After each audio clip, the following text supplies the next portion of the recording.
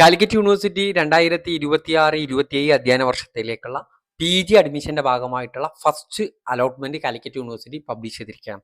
കാലിക്കറ്റ് യൂണിവേഴ്സിറ്റിയുടെ website open ചെയ്ത് അവിടെ ഫസ്റ്റ് അലോട്ട്മെന്റ് എന്ന് കാണാം. അതിൽ ക്ലിക്ക് ചെയ്ത് കഴിഞ്ഞാൽ നിങ്ങൾക്ക് ഫസ്റ്റ് അലോട്ട്മെന്റ് പരിശോധിക്കാൻ സാധിക്കും.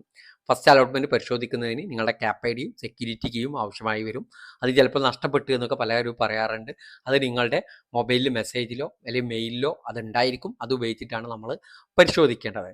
ഫസ്റ്റ് അലോട്ട്മെന്റിന്റെ ഭാഗമായിട്ട് കോളേജിൽ പോയിട്ട് അഡ്മിഷൻ എടുക്കേണ്ട ആവശ്യമില്ല എന്നുള്ളത് പ്രത്യേകമായിട്ട് പറയുകയാണ്. അപ്പോൾ ഫസ്റ്റ് അലോട്ട്മെന്റ് ലഭിച്ച വിദ്യാർത്ഥികൾ യൂണിവേഴ്സിറ്റി ഫീസ് അടക്കണം. അതിന് പറയുന്ന മാൻഡേറ്ററി ഫീ അടച്ചിട്ടില്ലെങ്കിൽ സെക്കൻഡ് അലോട്ട്മെന്റിലേക്ക് നിങ്ങളെ പരിഗണിക്കില്ല. അലോട്ട്മെന്റ് ലഭിച്ച വിദ്യാർത്ഥികൾ മാത്രം അടച്ചാൽ മതി. അലോട്ട്മെന്റ് പരിശോധിക്കുക. ഏതെങ്കിലും കോളേജ് ഉണ്ടെങ്കിൽ തുടർന്നുള്ള അഡ്മിഷൻ നടപടികൾക്ക് നിങ്ങൾ താല്പര്യം ഉണ്ടെങ്കിൽ മാൻഡേറ്ററി ഫീ അടക്കാം. മാൻഡേറ്ററി ഫീ അടച്ചിട്ടില്ലെങ്കിൽ സെക്കൻഡ് അലോട്ട്മെന്റിലേക്ക് പരിഗണിക്കില്ല. അപ്പോൾ നമുക്കത് വിശദമായിട്ട് പരിശോധിക്കാവുന്നതാണ്. ആബിദ് ടോക്സിന്റെ പുതിയ വീഡിയോയിലേക്ക് സ്വാഗതം. ഈ വീഡിയോ നിങ്ങൾക്ക് ഉപകാരപ്രദമെങ്കിൽ ഈ ചാനൽ ഒന്ന് സബ്സ്ക്രൈബ് ചെയ്യുക. ഇതാണ് അതുമായി ബന്ധപ്പെട്ട പത്രക്കുറിപ്പ്. ഒന്നാമത്തെ അലോട്ട്മെന്റ് ആണ് പ്രസിദ്ധീകരിച്ചിട്ടുള്ളത്. 610 രൂപയാണ് യൂണിവേഴ്സിറ്റി ഫീസായിട്ട് അടയ്ക്കേണ്ടത്. SC ST OEC വിദ്യാർത്ഥികൾ 155 രൂപ അടച്ചാൽ മതി. ഈ വെബ്സൈറ്റിൽ നിന്നും നിങ്ങൾക്ക് ലോഗിൻ ചെയ്ത് അലോട്ട്മെന്റ് പരിശോധിക്കുക. അലോട്ട്മെന്റ് ലഭിച്ചവർ മാൻഡേറ്ററി ഫീ അടക്കുക. മാൻഡേറ്ററി ഫീ പേയ്മെന്റ് നടത്തിയവർ അവരുടെ ലോഗിനിൽ മാൻഡേറ്ററി ഫീ റെസിപ്റ്റ് ഉണ്ടെന്ന് ഉറപ്പാക്കണം. അത് അടച്ചിട്ട് അതിൻ്റെ റെസിപ്റ്റ് ഉണ്ട് എന്നുള്ളത് നിങ്ങൾ ഉറപ്പാക്കണം. ഓക്കെ, അതിൽ ലോഗിനിൽ ഫീ റെസിപ്റ്റ് എന്നുണ്ടാവും. അതിൽ നമുക്ക് നോക്കിക്കഴിഞ്ഞാൽ മനസ്സിലാവും.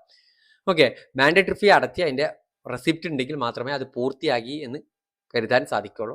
മാൻഡേറ്ററി ഫീ അടക്കാനുള്ള ലാസ്റ്റ് ഡേറ്റ് ഈ വരുന്ന 20-ാം തീയതി വൈകുന്നേരം 5 മണി വരെ ആയിരിക്കും. അതിന് ഏറ്റവും വേഗത്തിൽ നിങ്ങൾ അലോട്ട്മെന്റ് പരിശോധിച്ചാൽ നിങ്ങൾക്ക് ഉണ്ടെങ്കിൽ നിങ്ങൾ തുടർന്നുള്ള അലോട്ട്മെന്റ് പ്രതീക്ഷിക്കുന്നുണ്ടെങ്കിൽ എന്ത് ചെയ്യുക, നിങ്ങൾ മാൻഡേറ്ററി ഫീ അടക്കുക. പിന്നെ ഒന്നിലേക്കും നോക്കണ്ട.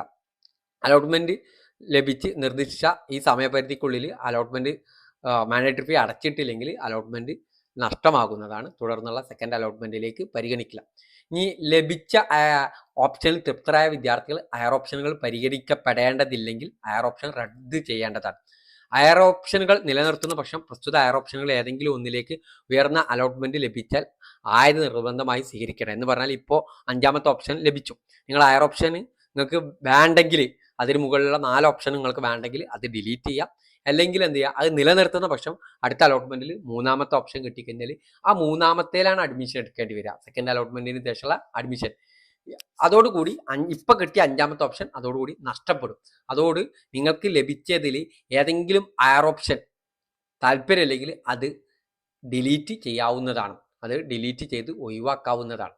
ഓക്കെ, വിദ്യാർത്ഥികൾക്ക് സ്വന്തം ലോഗിൻ ഉപയോഗിച്ച് താല്പര്യമില്ലാത്ത ഹയർ ഓപ്ഷനുകൾ ഭാഗികമായോ മുഴുവനായിട്ടോ റദ്ദാക്കുക. ഉണ്ടാവും നമുക്കൊരു 15 ഓപ്ഷൻ കൊടുക്കാൻ പറ്റുന്നതാണ്. നമുക്ക് 15-ാമത്തെ ഓപ്ഷൻ ലഭിച്ചു, നമുക്ക് അതിൽ 10-ാമത്തെ ഓപ്ഷൻ വേണ്ടെന്ന് കരുതി അത് മാത്രം ഡിലീറ്റ് ചെയ്യാം. അല്ലെങ്കിൽ 10ഉം 9ഉം വേണ്ട, 10-9 ഡിലീറ്റ് ചെയ്യാം. ഓക്കെ, ഇനി നിങ്ങൾക്ക് അലോട്ട്മെന്റ് ലഭിച്ചിട്ടില്ല, അങ്ങനെയാണെങ്കിൽ നിങ്ങൾക്ക് അതിൽ ഓപ്ഷനുകൾ കാണുന്നുണ്ടെങ്കിൽ ഏതെങ്കിലുമൊക്കെ നിങ്ങൾക്ക് വേണ്ടാത്തതൊക്കെ ഡിലീറ്റ് ചെയ്യുക. അതിനുള്ള സമയം 20-ാം തീയതി മുതൽ 20-ാം തീയതി 5 മണി വരെയാണ്. വിദ്യാർത്ഥികൾ കോളേജിൽ പോയിട്ട് കോളേജിൽ പോയിട്ട് അഡ്മിഷൻ എടുക്കേണ്ട ആവശ്യമില്ല. അത് സെക്കൻഡ് അലോട്ട്മെന്റിന് ശേഷമാണ് അഡ്മിഷൻ നടപടികൾ ഉള്ളത്.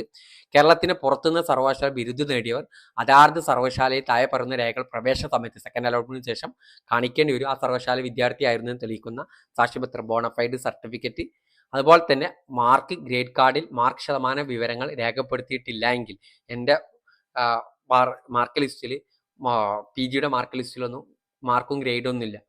ഗ്രേഡ് ഉണ്ട്, മാർക്കില്ല. സോ അതിന് പെർസെൻറ്റേജ് കിട്ടില്ല. അതിന് തെളിയിക്കുന്ന രേഖ സാക്ഷ്യപത്രം കൊടുക്കണം. അങ്ങനെ ഒന്നും രേഖപ്പെടുത്തിയിട്ടില്ലെങ്കിൽ, ഗ്രേഡ് ഇല്ല, ഗ്രേഡ് പോയിന്റ് ഒന്നും ഇല്ലെങ്കിൽ അങ്ങനെ അത് രേഖപ്പെടുത്തുന്ന രേഖ വേണ്ടി വരും എന്നുകൂടി അറിയിക്കുകയാണ്. അപ്പോൾ കാത്തിരിക്കുക സെക്കൻഡ് അലോട്ട്മെന്റിന്. ഓക്കെ.